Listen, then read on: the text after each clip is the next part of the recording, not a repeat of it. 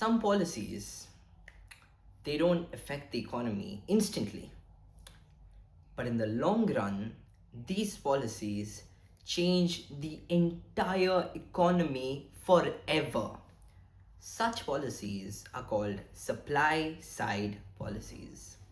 Hi friends, welcome to Econverse. I'm Abrar and I'm a fellow student who topped in my GCSE Economics exam last year in Oman. On this channel, we make learning economics simpler, clearer, and hopefully a lot more fun. In this video, we are going to be looking at supply side policies.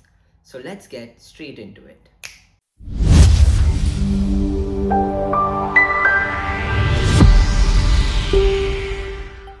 In this video, let us take a look at supply side policies. So far, all of the policies that we've looked at essentially have been impacting aggregate demand. However, in this video, we are going to look at policies that affect only aggregate supply. So it only looks to improve the productive potential of an economy. So now that is probably one of the most keywords of this whole topic: productive potential or capacity of goods that can be produced in the economy. So I'd like to break this down into 6 main tools, for which we'll just be walking through each of them. We won't be making much notes, so it will just be a discussion. So 6 tools of supply side policy. So the 6 tools are essentially, firstly, improving education. That is one of the main tools. Then you have reducing direct taxes. And then you have rise in subsidies. And then you have deregulation, privatization, and lastly, labor market reforms. So these are essentially the 6 main tools of supply side policies. So let's just zoom into each one. Now let's start off with improving education and training. So improving education and training basically refers to leading to higher labor productivity, which reduces the cost because now your workers are very well trained. It can improve the quality and quantity of goods that are being produced. Businesses can expand because of economies of scale and producing many more products, and labor is essentially more mobile occupationally. They can do many things. However, on the other hand, this may not be very future oriented because you're not essentially investing in capital, and popular jobs may lead to having more people, whereas the other jobs simply have not enough people available to work, and unskilled or mediocre labor could go unemployed, which can, at a macroeconomic scale, significantly deter the economy essentially. So we've looked at improving education. So we're just going to discuss the advantages and disadvantages. Now, when you look at lowering direct taxes, it increases the incentives because now you're reducing income tax. It could lead to higher disposable income and raise the workers' purchasing power and even aggregate demand, which is a side effect of it. However, the main effect is that when you have lower corporate taxes, this will encourage firms to invest, which leads to more jobs and more aggregate supply.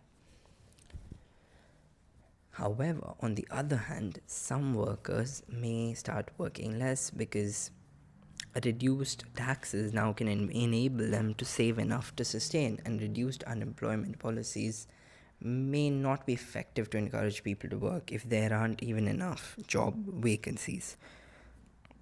And if firms even lack confidence about their prospective sales, or if competitors use improved technology to reduce costs and product prices, then even lower corporate taxes, even with lower corporate taxes, firms may not be motivated to invest and expand. So the confidence is one important factor that affects the effectiveness of this policy.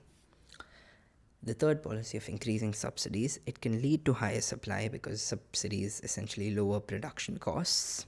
It can promote invention, it can support employment because now firms expand and hence it creates jobs. However, the main thing is that it can strain your government's budgets. It can create a sense of dependency and it can even distort markets as markets now start relying heavily on subsidies and firms may end up setting improper prices which they wouldn't be able to keep up without the subsidy.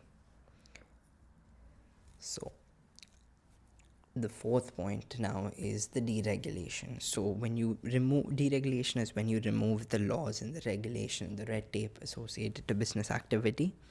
So when you do that, it reduces the barriers to entry and increases competition. It can lead to lower market prices. It can reduce the costs of complying with rules or the administrative costs.